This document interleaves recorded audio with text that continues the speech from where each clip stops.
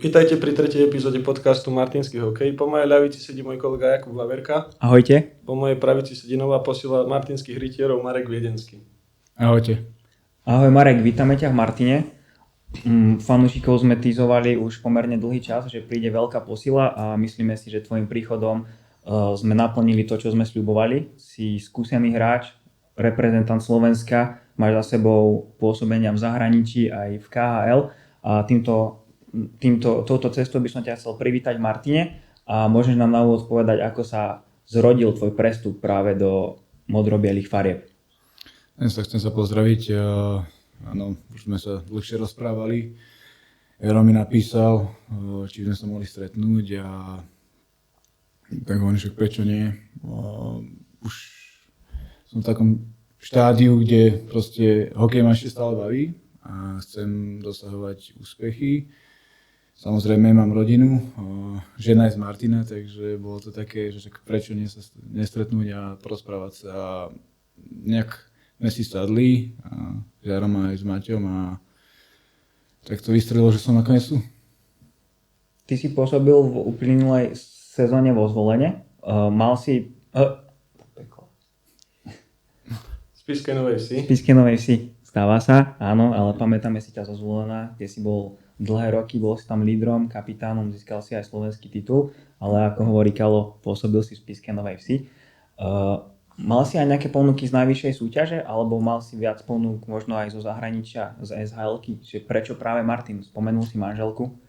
Tak konečne mal som ešte asi nejaké ponuky aj z Extraligy, ale tým, že asi neviem, ľudí vie, že aj študujem a od rodiny som bol teraz rok. V Spiške bolo fajn, sme sa nakoniec nejak nedohodli spolu. Myslím, že škoda toho, že sme nepostupili ďalej cez tie Michalovce, ale hokejovo som si tam zastal to svoje miesto, verím. A teraz to bolo také, že už do zahraničia som sa moc netlačil, hlavne aj kvôli tej škole, čo teraz študujem. Takže to je jedna z tých vecí a druhá vec aj od rodiny. Dcera má výbornú školu vo Zvolene, kde momentálne bývame a Zvolen Martin je ďaleko, keď chodíme aj k Sokrovcom sem alebo k Švagrinej. Takže to bolo jedno z tých takých dôležitých rozhodnutí pre mňa. Sme sa porozprávali so ženou, že čo teraz už očakávame od toho hokeja a preto strávim fakt, že zaujímavú víziu toho, čo by odo mňa chceli, čo môžem ja dať martinskému hokeju a ja myslím si, že či už hokejov alebo aj tým takým tých mladších hráčov, že by som vedel vychovať popri sebe, ako som predtým pozval napríklad Jedlu. Teraz som mal chvíľku na krídle Viktora Staša v Spišskej, tiež akože vynikajúci hráči, ktorí myslím, že do budúcnosti môžu ukázať sa aj v slovenskej reprezentácii. Ak nie na tam Jedlu, ten verím, že keď sa dá dokopy úplne a dá to svoje, že bude hrať pravidelné zápasy, tak je tam naspäť. Spomenul si štúdium, môžeš možno našim fanúšikom približiť, že čo študuješ, kde študuješ a ako sa ti to darí sklbiť, ako hovoríš, so súkromím a s kariérou profesionálneho hokejistu? Tak vlastne teraz budem končiť druhý ročník fyzioterapie v Ružomberku, čo odtiaľ to je 20 minút, čo je veľká výhoda. Aj zo Zvolena som to mal tak hodinku do hodinky, takže preto som hľadal hlavne tie týmy v okolí Ružomberka, dá sa tak povedať. A zatiaľ v poriadku. Vyučujúci doktori a profesori vždy sme sa vedeli nejako dohodnúť, či už na hodinách, alebo na tých praktických skúškach, alebo na praxi, čo mám. Dá sa povedať, väčšinu potom praxe končím, až keď skončí sezóna, alebo keď je deň voľna, že si to tak odbehnem urobiť a že to vychádzalo. Boli ústretoví, takže s tým nebol nejaký problém. Keď bol nejaký zápas, tak proste hokej je vždy prvorady, takže takto sme sa boli dohodnutí v škole a vlastne aj na klube. A všimáš si na sebe aj ako na hráčovi, že odkedy študuješ, že možno sa nie že viac zamýšľaš, ale možno do väčšej hĺbky aj z toho fyziohľadiska, ako že čo ti hokej spôsobuje s telom a tréningy, že možno nejak využívaš to nadobudnuté vzdelanie? Tak vlastne každý, kto ma pozná, vie, že cez celú moju kariéru sa nejak tie zranenia ich bolo dosť, takže ja z toho praktického hľadiska hlavne na sebe mám už odrobené veľmi veľa. Viem, čo mne pomohlo pri určitých zraneniach, nejakých operáciách, čo som mi urýchlilo to hojenie a toto.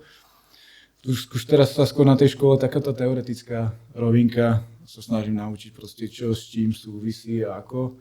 Niečo ide ľahšie, niečo ide ťažšie, pretože nie som hneď po škole, že kde mi ten ešte mozog fungoval, dá sa povedať na 100%, že sa to rýchlo učilo. Teraz je to trošku náročnejšie oproti mojim spolužiakom, ale zatiaľ sa to dá, zatiaľ sa to darí a aj čo sa týka do toho tréningu, aj vďaka jednému fyzioterapeutovi zo Žiliny sme trošku zmenili ten tréningový proces pred tou sezónou. Minulý rok som začal spolupracovať s jedným kondičným, s Dominikom Klackom, vlastne fyzio v Žiline, Pavel Hartel.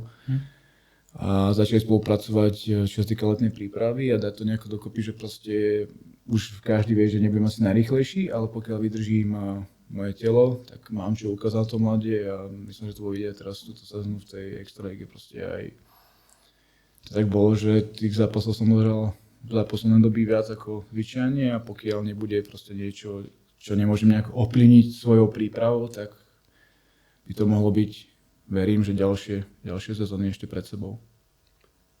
Jakub to už načrtol vlastne, prichádzaš k nám z najvyššej súťaže, ale tá tvoja hokejová kariéra nie je spojená iba priamo s našou najvyššou súťažou, ale v minulosti si prešiel pôsobením či už v Česku, v KHL a je tam aj nejaká zámorská stopa.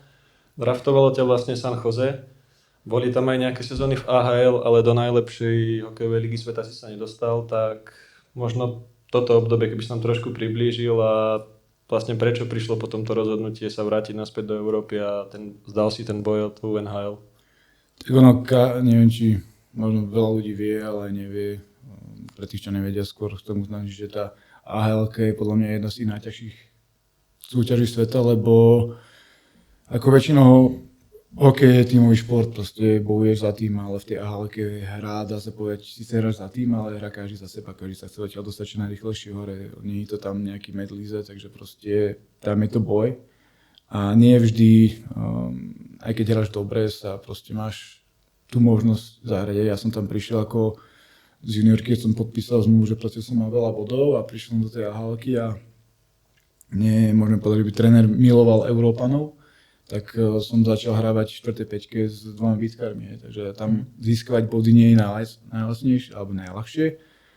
A ja som si aj tak získal body za tých 70-12 minút, čo som mal tie prvý rok, druhý rok, že proste potom ma dal vyššie, dal som gól alebo dal som asistenciu v tom zápase. A ďalší zápas som bol nižšie. A potom, dá sa povedať, ťa prestane trochu baviť ten hokej, že robíš všetko, čo sa dá preto, aby sa niekde dostal a nie, že je to jednoduché, samozrejme, vždy sa dá viac, to zase by som netvrdil. Len proste niekedy tam fakt mal šťastíčko a vlastne ten posledný rok, čo som odohral, tak vlastne rok predtým bola výluka a mňa vlastne s jedným Rusom poslali dole Nemec, čo bolo hore, ten hral tiež minimálne. Alebo teda myslím v AHL-ke, sme hrali v Iskovde, kde som proste prišiel, že dám hneď body a pôjdem naspäť a dal som za prvých asi 7 zápasov, som asi 14 bodov. Takže som mal 2 body na zápas a aj tak ma nepovolali. Potom mala prísť žena, tak som tak trošku zjemnil, aby som ma nepovolali hore, kým tam bude ona.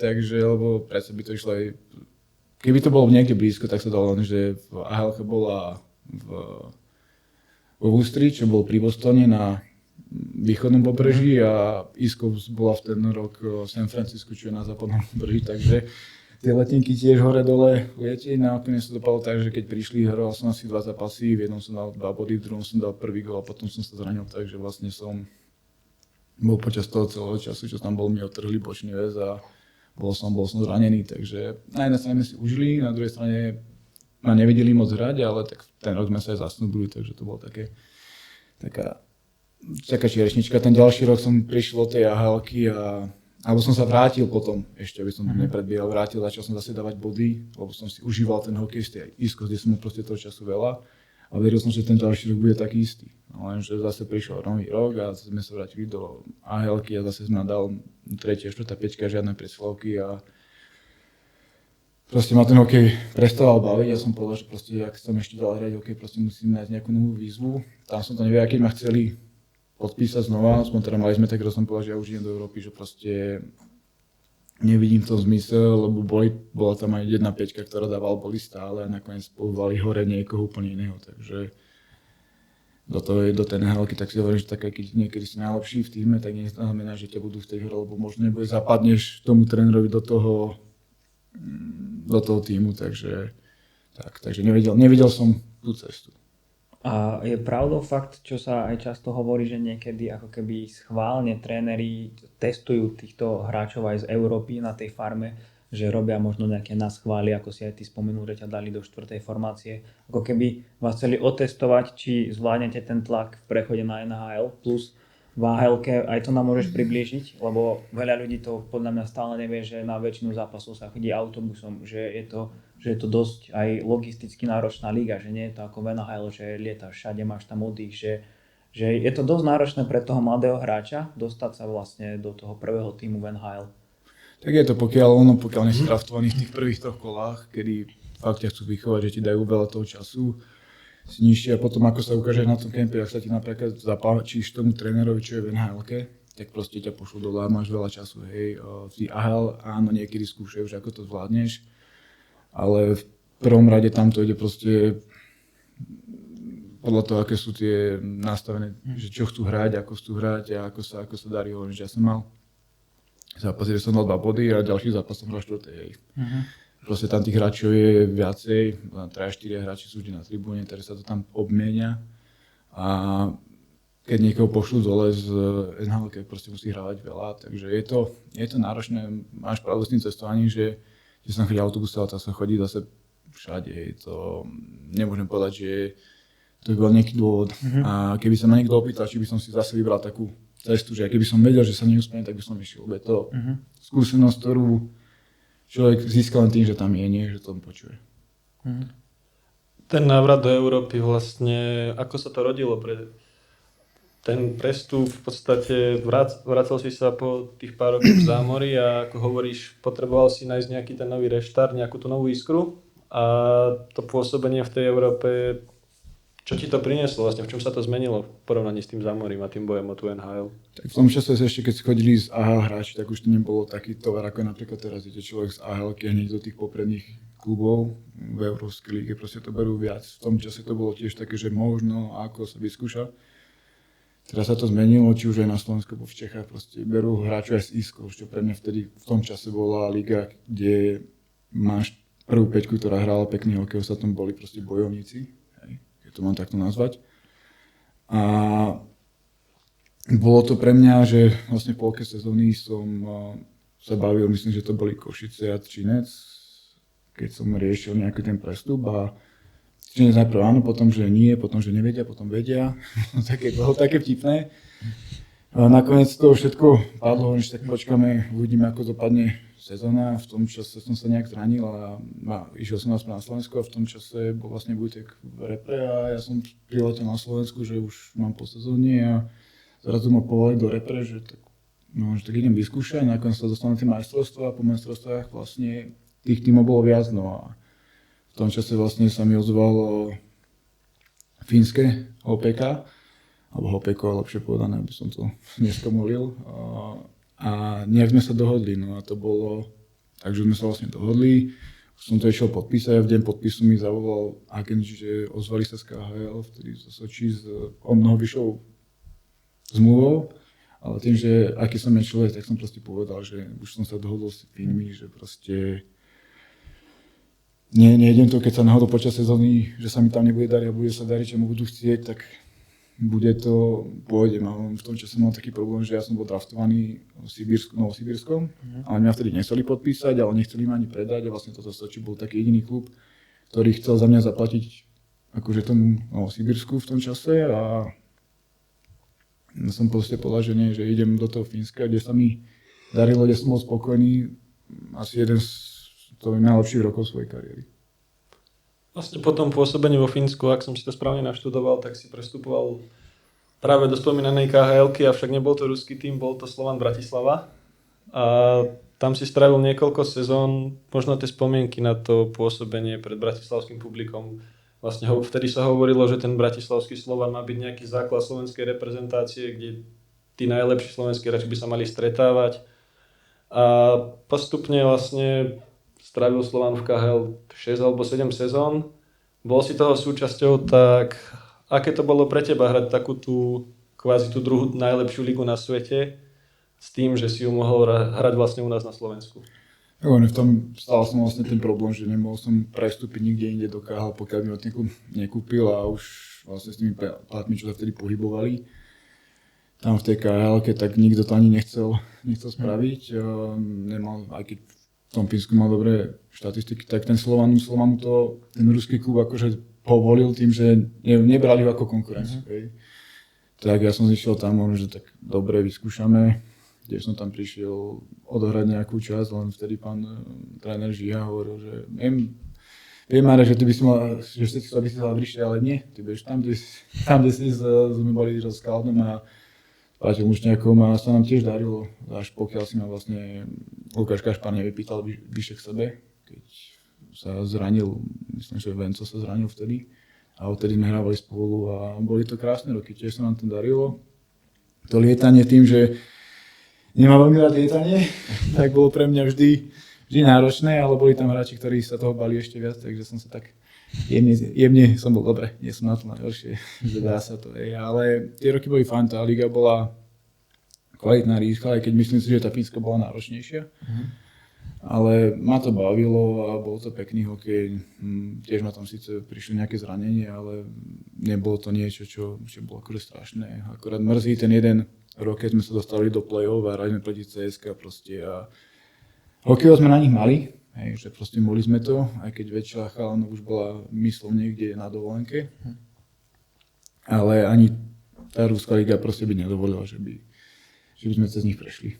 Ono to bolo priamo v praxi, ste to cítili, ako v zápasoch sme to aj my videli, ale že či to bolo aj medzi zápasmi cítiť možno nejaké tlaky, ako hovoríš, že proste nemôže slovenský tým vyradiť CSKA? Ako bolo, my sme tam prišli mali sme akože tréning a museli sme čakať, dokým oni zídu z ľadu, proste nikoho nepustili na ľad, nikomu nedovolili sa aj ani pozrieť. Keď sme my mali tréning, tak všetci boli hore, pozerali, že čo budem robiť, takže bolo to také vidieť aj tí rozhodcovia, proste bolo tam nejaké veci, ktoré proste zase nemôžem povedať, lebo som človek, ktorý nevychádza, ani si to nebolo na našej kabíne, ale v tej vedľajšej, ale proste boli to informácie, ktoré hovorím sa, že tak akože oni môžu toto a my o tom, čo máme robiť. A stretol si sa s tým aj v nejakej inej súťaži? Lebo častokrát sa stretávame možno aj v našich končinách s tým, že ľudia sa neraz ťažujú možno na výkony arbitrov a podobne, ale keď to takto porovnáš s tým, čo si zažil v Rusku, tak nejdem hodnotiť, ale asi to není na takej úrovni. Ako myslím, neviem, ako je to teraz, vtedy to bolo proste tým, že fakt sme na tú CSK mali, že proste mohli sme ich poradiť, čak aj vlastne v zákonnej časti myslím, že zo 4 zápasov porazili 3-krát. Nepamätám si, že dvakrát to bolo určite, ale tie ostatné neviem a vtedy to tam bolo proste, bolo to nemali hrať, sme veľa osloboviek proste a to sa potom nedá, hlavne keď oni majú hráčov, ktorí dokázali s tým pukom robiť neskutočné veci, takže či som to niekde inde cítil, ani nie, práve, že som si chvíľku myslel, keď sme boli v Slovane v Extralíge, že proste, že konečne pocítim to, čo všetci hovoria, že áno, že bude konečne na tej strane tých rodcov a zrazu prídem a nakoniec tí rodcovia boli ešte proti v niektorých zápasoch, takže a veľakrát som aj počul, že jasne, tí rodcovia sú s vami, ja sa tak na to pozerám, ten zápas nakoniec skončil 4-4 a kde nám to akože pomohli, že necítil som to takto nejako výrazne. Potom vlastne, ako si spomínal po tej KHL-ke, tak prišiel Třinec. Spomínal si ho už pred návratom zo Zámoria, prišlo to pár rokov neskôr, ale bola to iba krátka zastávka, boli to nejaké 4 zápasy. Z toho, čo sme sa bavili už spolu pred nahrávaním, tak si hovoril, že tam prišlo nejaké zranenie, ale v tom sa moc nechcem vrtať v tom zranení. Skôr ma zaujíma, že hovorí sa, že to je taká, to čo mal byť ten Slovan, tá základňa slovenskej reprezentácie, tak to je v podstate v Třinci. Je tam viacero slovenských hokejistov, tak vnímal si to tak podobne, alebo je to úplne iba?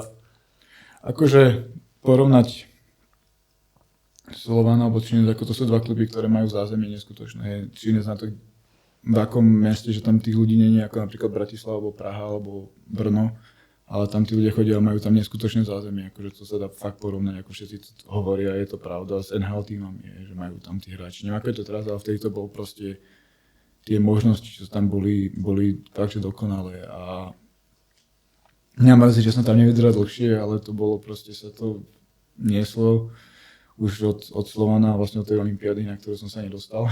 Že som sa dúfal, že sa tam dostane, lebo som veril, že mám na to tam byť. A on proste prišli to zranenie, prišlo to natiahnutie triesel a potom prišlo znova. A aj vtedy som v tom, dá sa povedať, prestupovom období, ešte keď som končil ten posledný rok v Slovane, som mal ísť do Třinca, ale nevyšlo to z dôvodu zmluv KHL a Slovana mal zostať niekoľko hráčov slovenských, čo boli už predtým na súpiske, museli hrať za ten Slovan. Aby sme vtedy, tým, že sme trošku naťahovali kvôli tomu zraneniu s Čincom, nejaké debaty a podpísali, vtedy Ďuro Mikuš podpísal do Litvinova a už Slovan nedostal ten počet hráčov, tak už som ja leto ísť nemohol, tak sme to nechali na leto. Medzi tým som trénoval to trieslo a tieto veci a riešil som proste zdravotné komplikácie a nikto mi nevedel povedať čo, tak som tu makal a prišiel Třinec, 5. zápas a sa to zranilo a som mňou ťahol až nakoniec asi nejaký 8. a 9. doktor, u ktorého som bol, čo všetci hovorili, že si to už akože trošku v hlave vymýšľam. A nakoniec zistil, že fakt som si to nevymýšľal, že mal som tam ten problém, dali sme ho dokopy a odtedy som s tým nejako nemal problém, takže som našiel niekoho, kto mi ešte pomohol. Popri tom, čo sa týka fyzioterapie brucha z Košíc, Monika Šrenkelová, takže vďaka nej som vlastne pokračoval v kariére a pokračoval, dá sa povedať, ako sa išlo. Ale ten Třinec dávajú tam šancu, je to nedaleko slovenských hraníc, takže majú veľa slovenských fanšikov tiež, takže tam tí hráči sa ukázali a veria tým Slovákom a to dokazujú vlastne posledných niekoľko rokov boli stále.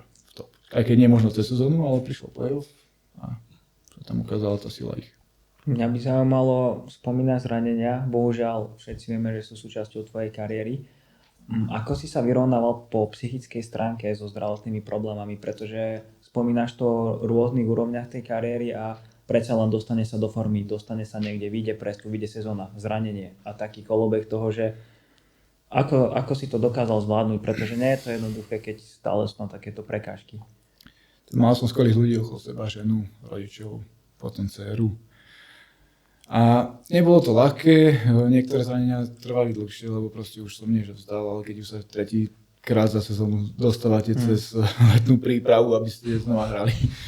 Nie je to niečo, čo by ste chceli robiť, ale tým, že ste profesionálni, tak sa ide, niektoré boli dlhšie, proste už si poviete, ja už stačilo, alebo hlavne v tom momente, keď sa mi to stane, tak ja už kašlem na to proste, už ma to nebaví, už nejdem, ale potom mi to nejak začne chýbať aj to zranenie, čo sa mi vlastne stalo vtedy, keď mi skočil na nohu a už nikto nečakal, že sa vrátim do sezóny.